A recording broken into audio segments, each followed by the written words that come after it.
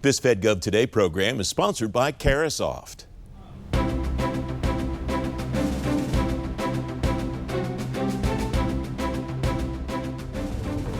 On this edition of FedGov Today with Francis Rose, the efficiency effort to save the government money and time, driving the Pentagon's technology to the end user no matter where, and solving a software situation years in the making. Welcome to FedGov Today with Francis Rose. The General Services Administration will take over most of the acquisition functions of the government under the OneGov initiative. GSA says it'll move OneGov from software, where it started, to hardware, platforms, infrastructure, and cybersecurity services. Craig Abod is the president of Carasoft. At the Carasoft DevSecOps conference this week, I asked him how OneGov might change the way industry interacts with government. We look at our role as, how do we help our government customers find great technology? How do we help them acquire great technology? And how do we help them align with the right partners to get the technology deployed? And the faster the government can do stuff more efficiently to acquire technology helps their mission, and it helps industry supply better technology to the government. So we're behind anything that helps efficiency in the acquisition process. What's the best role for industry, the best way for industry to help government find that technology, that first piece that you laid out there? Yeah, so we've been doing a lot around, we've always done a lot around educating our customers. A lot of it looks to the industry as marketing, but it's, hey, how do we educate the government on finding good technology? And today, the finding technology is important. We're taking on a lot of emerging technology companies that the government needs to learn about. But there's also a track of, hey, you already own it. How do we make sure the government knows all the capabilities of what they already have and are using, hey, I'm only using 20% of what we own. How do I use 80% of what we own? And the other piece that we're finding is important is where we can help the government where they own two different technologies that complement each other. Hey, how do you get the best use out of those two technologies and make them work really well together so you get the best ROI? And then sometimes it's, hey, I own one technology and I own something duplicative. How do I make the most of the one I own and stop using the one the one or two or three products that are duplicative? So keeping the practitioners and the government buyers aware of what the technology is that's out there and available. Very, very important for us as Carasoft to do, our software companies we represent, and the channel partners that we support in the industry to educate our customers, keep them up to speed. You talked about emerging technology companies, and that's something that the government has done a lot of effort, especially in DoD, but in the civilian agencies too, to try to identify these companies and bring them into the industrial base. What's the right balance between government and industry, finding them on their own, maybe some of the traditional primes or organizations like yours versus the government? And does it make sense maybe for different types of technologies to come to the government in different ways? Yeah, so there's a couple different ways we're looking at emerging technologies today. So one is we have a lot of venture capital partners, private equity companies that bring us their portfolio companies, and they either say, hey, these guys have a good product market fit in government, but they haven't touched the government at all. Or, hey, we've gotten some reach out from the government, but we don't know how to take it to the next phase. So we do a lot of onboarding and helping emerging tech companies get, hey, how do I get on contracts? How do I get the word out? How do I get some support? How do I go through some of the harder parts about working with the government? We do that at scale, hundreds of new emerging tech companies a year. The other two places that are interesting that we're getting impact in the emerging technology space is putting them into verticals. And today we have a cyber vertical with more than 100 different technology companies in. We have a drones vertical. We have a DevSecOps vertical. We have an open source vertical. We have a vertical around supporting FedRAMP and CMMC. We have a vertical around law enforcement technology, a dozen other verticals. So when we can pull those emerging guys in and bring them into vertical areas that customers are interested in.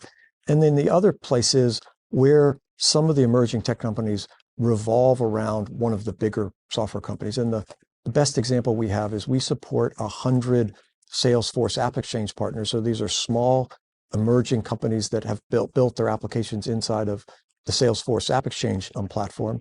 And we have customers that are buying 10 and 20 of those App Exchange partners along with their Salesforce instance. And it's helping those little guys get into market where it would be a lot harder for them to do, find the deals and help the customers all on their own. We just have a minute or so left. We started with OneGov, and I want to go back to that to wrap up. What does an ideal or an optimal outcome look like in your view 2 years from now or 5 years from now, both for government and industry with OneGov? Well, Francis, I think the reality of where we are with technology is a lot of the easy problems that technology solves have been solved, and we're now onto the hard problems with technology. And the move into AI and really getting full cybersecurity that we need and CMMC, those are really the hard problems. And I think it's going to take government and industry working closely together to solve those big problems that we see. And I think the opportunity in government isn't that we need to spend less on IT. The opportunity is how do we spend more on IT and get more results? Because to solve some of these big problems, we have to all be investing in really good technology that gets really good ROI. You can read more about government and industry collaboration on today's show page at fedgovtoday.com. Up next, driving the Pentagon's technology to the end user no matter where. FedGov Today with Francis Rose continues in a moment.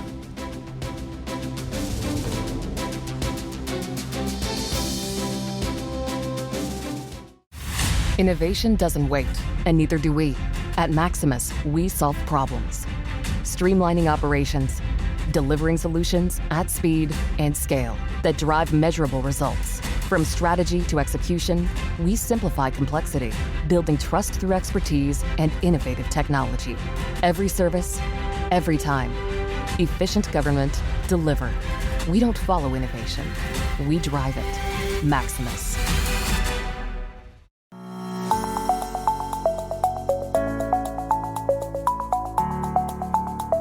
AI infrastructure means more than just, GPUs in the data center.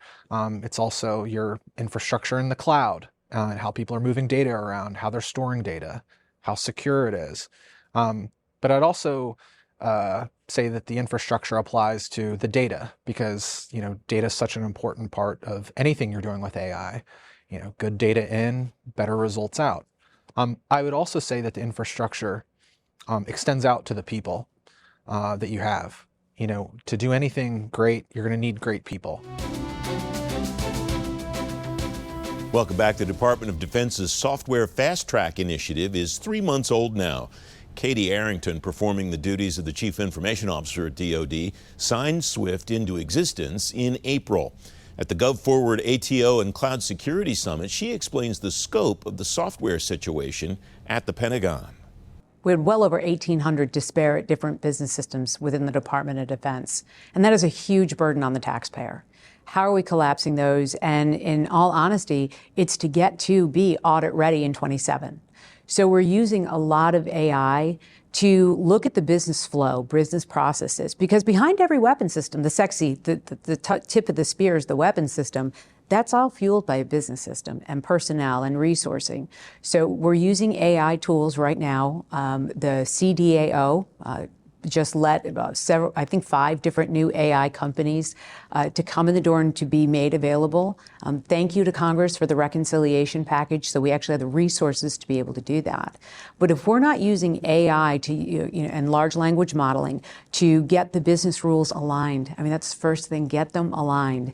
And the ability for one system to have interoperability with the other to collapse into one frame, that is a massive effort that, we have a council, we have, RMGs that are meeting every single week because we want to do right by the taxpayer, but we need AI to do that. So that's one of the biggest priorities. I talk a lot about SWIFT, I talk a lot about ATO processes, but a lot of what we're doing is getting those business systems down to a manageable number. What does that manageable number look like? Well, we're using AI to do that, right?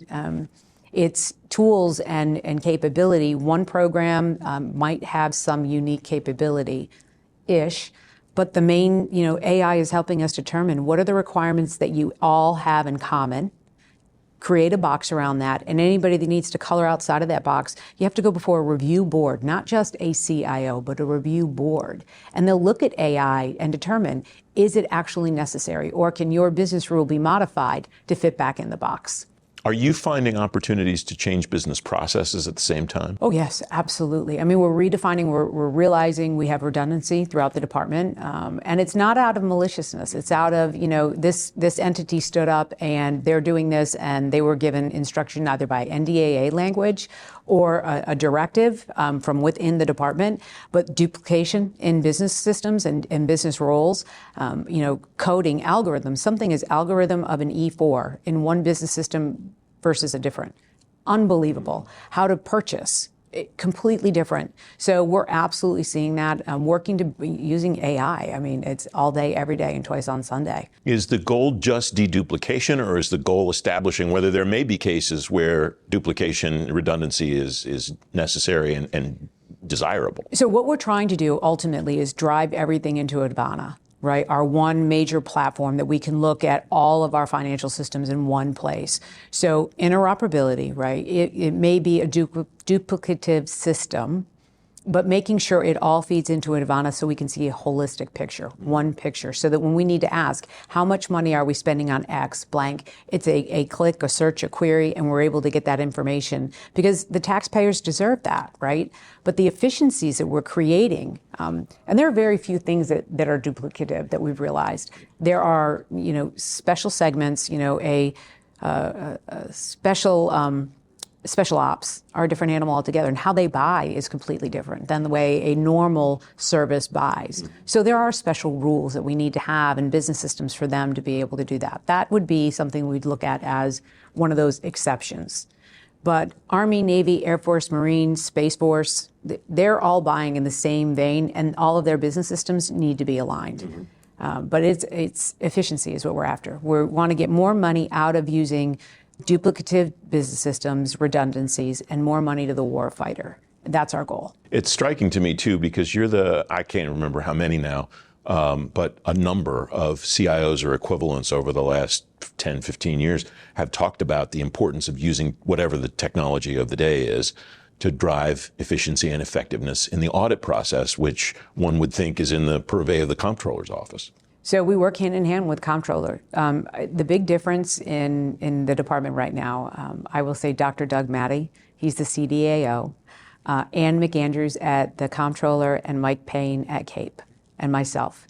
The four of us work tirelessly to make sure that we've got the right conversations going, that everything has to be able to facilitate everybody else. There's no point to creating a business rule if comptroller can't use it, or CAPE can't use it, or the services can't use it. So it's been truly amazing, the partnerships. It's a new Department of Defense. It really is. It's taken a minute, right? Everybody trying to find their legs and get themselves. And reconciliation, working through that process was hard for everybody. But we really have such an amazing team in place that are looking for how do we get out of the norm of what we've been doing and looking at new ways to do it, staying with the confines of the law, but really driving efficiencies. I think this year alone, we've already collapsed 84 business systems. Do you have an end goal number in mind, or is it you'll know it when you see it, more art than science? Katie Arrington has an end goal number. I don't know that everybody else. Well, it is, actually, but that I doubt. If I could get down to at least 2 business systems per service, I'd be happy. That is a goal. So we have quick wins this year that we were able to collapse about 84. We saw some, we made some mistakes along the way, turning off contracts a little bit too early. But having partnership with people like the CIO of the Navy and the CIO of the Air Force, we are a team. I mean, I say one team, one fight. We really are a collective team. We meet every single week. We talk about what we're doing and challenges we're having in our areas. We created a playbook to collapse the business systems. We're putting out guidance on how to do it out of the CIO shop. This CIO is a different CIO than we've seen in a long time, where we're actually digging in and saying, okay, this is what we need you to do, execute against this, because we all work at the Department of Defense. I serve at the pleasure of the President. You're assigned to a service, but everything is for the Department of Defense, and ultimately, that means the COCOM.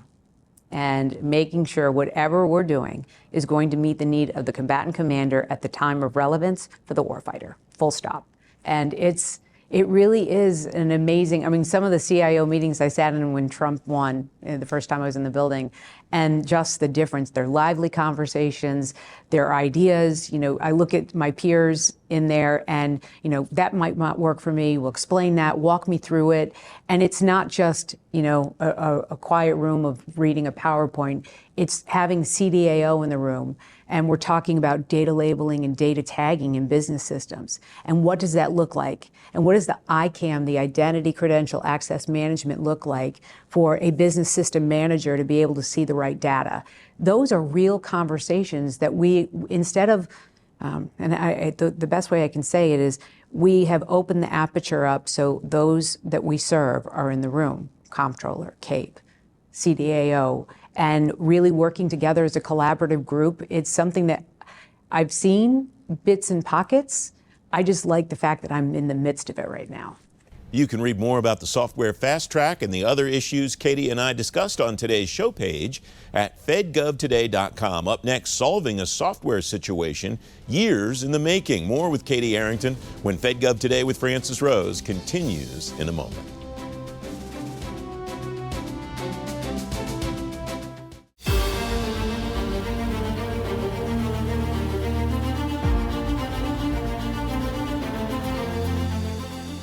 I was talking with one of our global AI leads at the firm, and they were talking specifically about how their clients are seeing such different potential outcomes. And we hear a lot from luminaries in the field, and each of them have a very specific idea of what's going to happen, but we don't think any of it's predisposed. And what struck me is how much potential impact government decisions today are going to have on those outcomes. And maybe not peanut butter spread, but in very specific ways across different industries. And so we took that concept and we really thought about what are the mechanisms by which government decisions are going to influence that, and what can we kind of help educate our clients on from an outcomes perspective.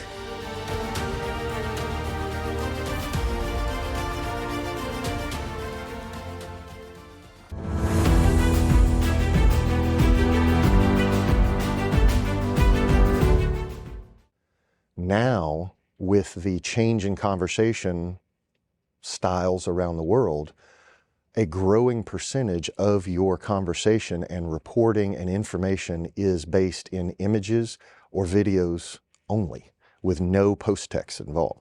So if you find yourself conducting open source information on narrative sources only, you're missing a huge percentage. And that specifically requires AI to function within computer vision, optical character recognition, and various object detection capabilities. Welcome back. The Chief Information Officer of the Army, Leonel Garciga, told you on FedGov Today TV several weeks ago, the Army has 3 programs now with continuous authorities to operate. Garciga says the other services can adopt the Army's technique. At the GovForward ATO and Cloud Security Summit, I asked Katie Arrington how she's driving the continuous ATO process from the top down. I said, let's blow up the RMF. Leo was the first one in the room, like, hallelujah. And that personality of Leo. He is 1 in a million. So what we did, the initial phases of that was going out to the CIOs of the services and the DAFAs, right, and saying, what are you doing? And Leo was the first one to come in. And what we've done is taking what, like, Jane Rathburn in the Navy, Leo is doing, Venus was doing in the Air Force, now Keith's doing on that piece.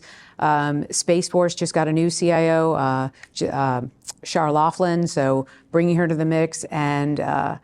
McNeil from CIO of the Guard, taking what they've been doing and overlaying them into the process. And we have it down to 5, pillars, if you will say, and how each one of them have been doing the same like things, different tools though, and different business rules on how they do that. So hearing that and bringing in and creating a playbook actually based on everything that the services were doing, and showing the disparity, how some work for all, some don't.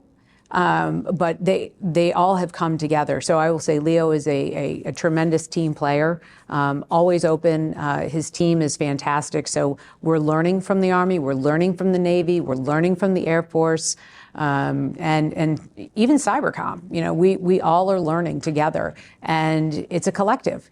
And, there's not one perfect way to do it. Let's bring in always and codify it into a real policy, a real playbook, and make it executable. Is it tempting to see something happening that's going well in one service and say, well, everybody should do it that way, when that may or not? Best of breed is, yeah. So one of the big areas I'm on is best of breed, right? Which is the best way to go about it. And let's stop trying to create awesome, right? And let's just use this capability in this fashion. Absolutely. Because we're all, all of us in the department have great ideas. I don't think there's anybody that has, doesn't have a great idea.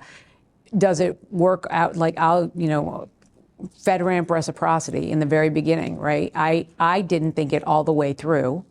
To me, it was simple. Well, how are you going to do continuous monitoring on 17 different companies to make sure that they're doing it?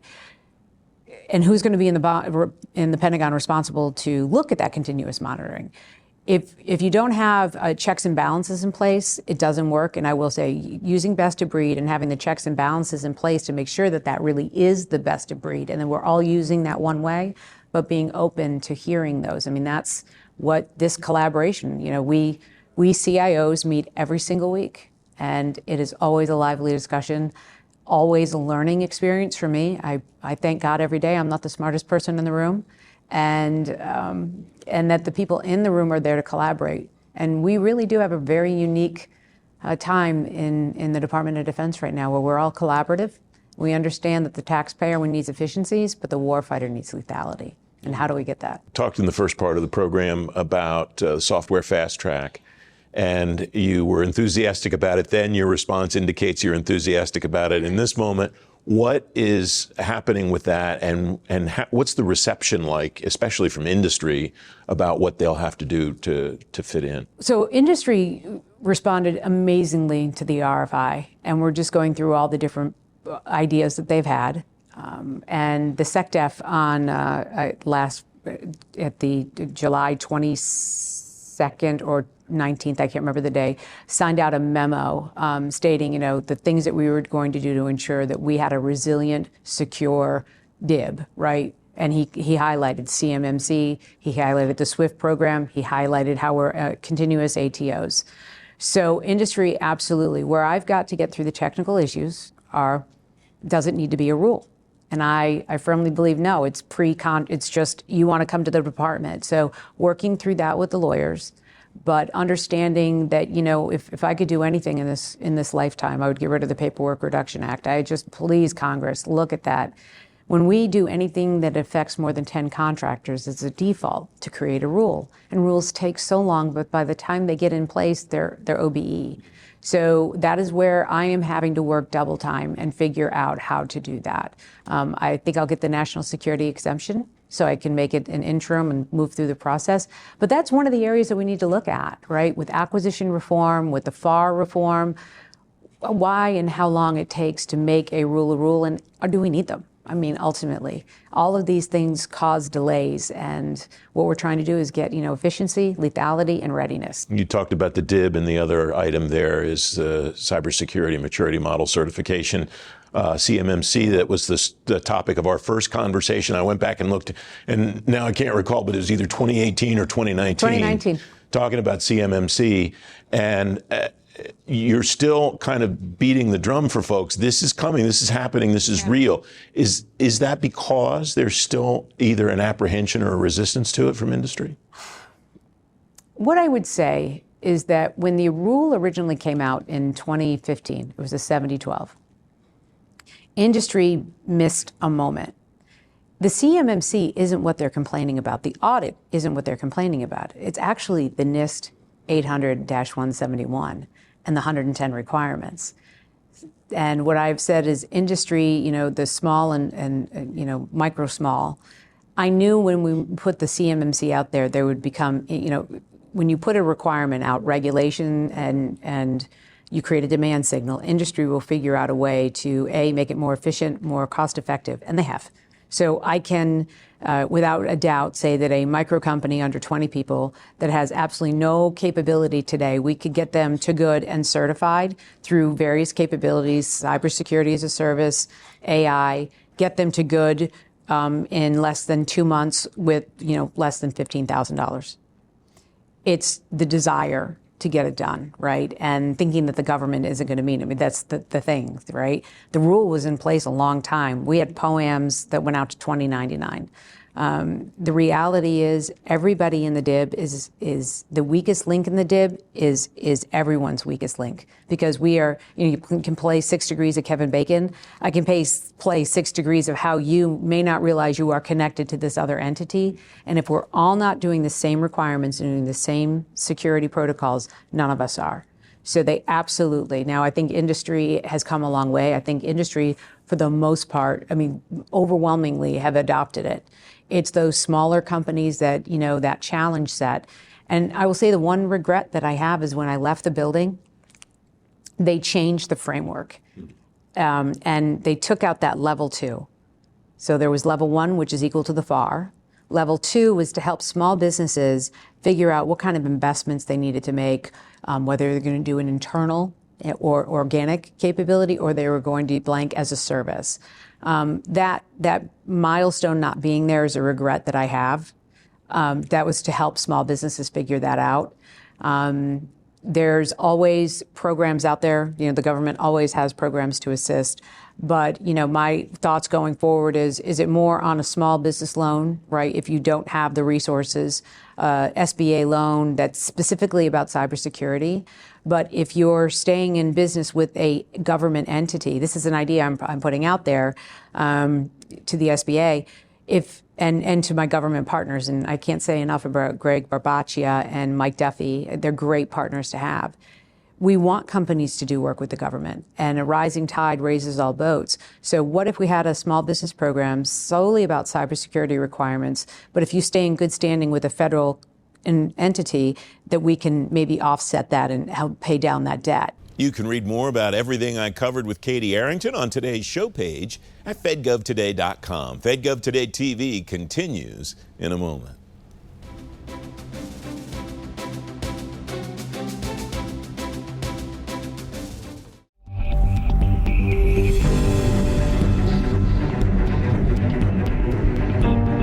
Mentioned artificial intelligence.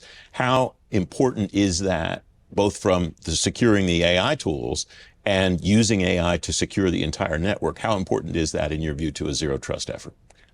Super important. I think it's going to be gaining importance over time, especially as more of these AI projects turn into production projects, and as the broader market matures and more applications are available for threat defenders to leverage those capabilities. So we're really excited about the future and what it brings, for our federal customers. FedGov Today TV returns next Sunday morning at 10:30. The revolutionary FAR overhaul continues. Larry Allen from GSA will tell you what's coming next. I'm Francis Rose. I'll see you then. Thanks for watching. Have a great week.